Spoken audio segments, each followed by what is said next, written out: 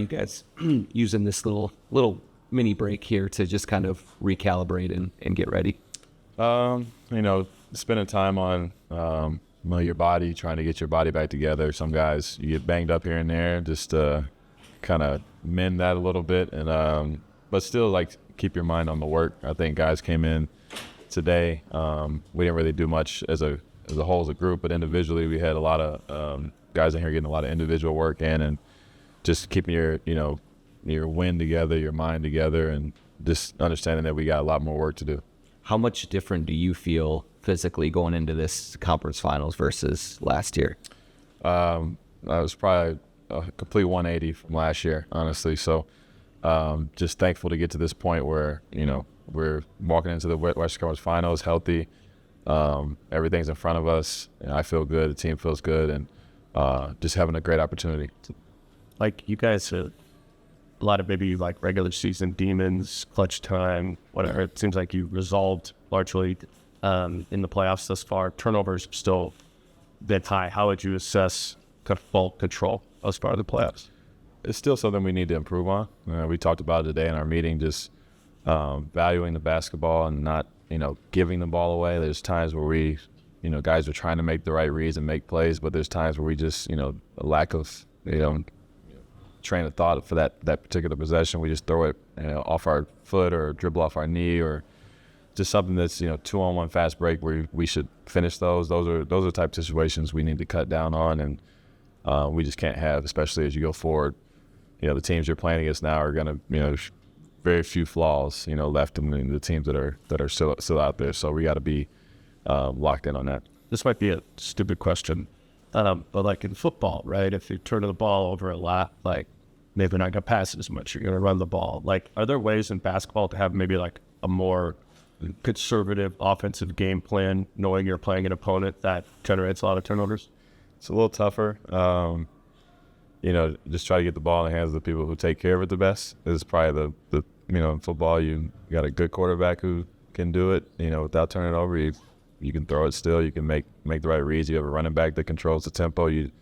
You do that, and a good offensive line, stuff like that. Like, we have Julius in the post. We have, his post-up game is elite, and we can play through that and not have to worry about the pressure from the outside three-point line and bring the ball up as much. And so there's different avenues, but we just have to, overall as a team, when we push the tempo and we do get opportunities, we have to figure out, everybody to cut those down. While I'm sure you don't can express a preference when facing Denver, streamlining your preparations, because that's so many games, so many big games have come late.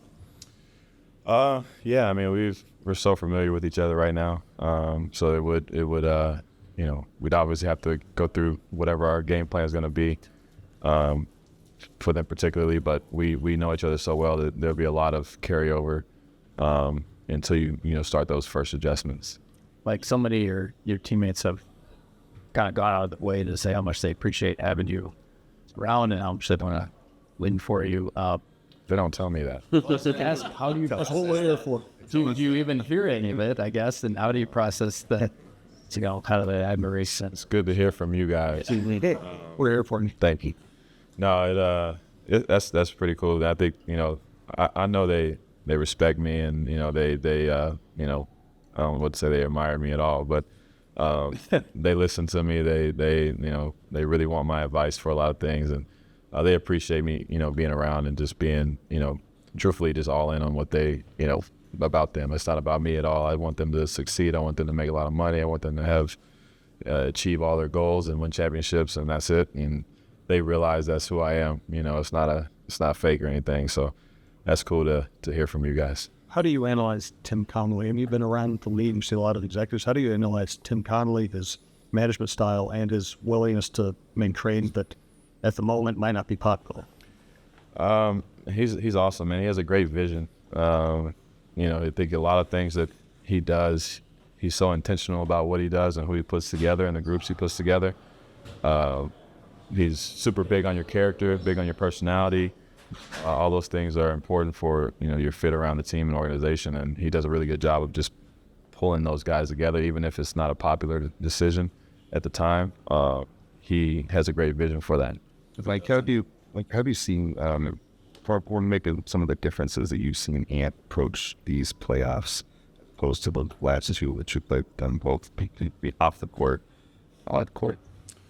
One off the court, I think the way he's really taken care of himself, just his body. I think he would tell you he got to the West Conference Finals last year and he was burning himself out a little bit. He was a little bit tired and running in the mud, and I think he's done a great job with his conditioning and just being able to handle what we expect from him on both ends of the floor on a nightly basis.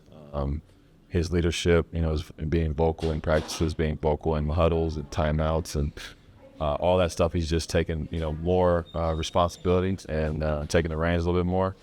And it just seems like, Western Conference Finals, it's not enough. He wants to keep pushing it and wants to win a championship. So that mindset you can kind of feel throughout the playoffs. If it does end up being Denver, be the third year in a row you guys cement, you talked about familiarity, but we don't really see it too much anymore in the league. In the past, we'd see teams collide. Would it feel like a rivalry at that point? Would you call it a rivalry at that point if you make 3 years around the playoffs? That's about as close to the rivalry as you can get. Play a team that many times, and you have different results in both series. And so, yeah, I mean, we're tired of seeing them. We don't necessarily want to see them, but we'll be ready for whatever we get. What's the you have talked to us about understanding the ball right now too, particularly after going through what you did last year. How ready do you feel this group is to kind of put that past and just elevate it to the next level?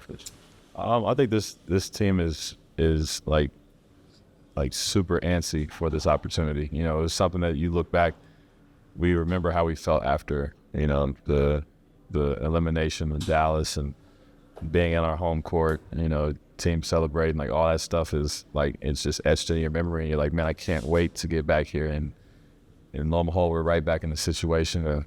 And now it's right in front of us. What are we going to do different? How are we going to approach the game one different? Like, we know how important each possession is. We're going to have a bunch of big plays, but the small ones are going to make the difference for us. And I think our guys learned that last year. And hopefully that carries over into a good start to the series. We only get to see Anton's small snippets. Can you describe what he's like to be around constantly? He's exactly what you see, on the television. He's alive. He's talking. He's getting on people. He's competitive. I mean, he's in there playing one-on-one right now, probably with like 4 or 5 different guys. Like, it's nonstop, and he's just fun to be around.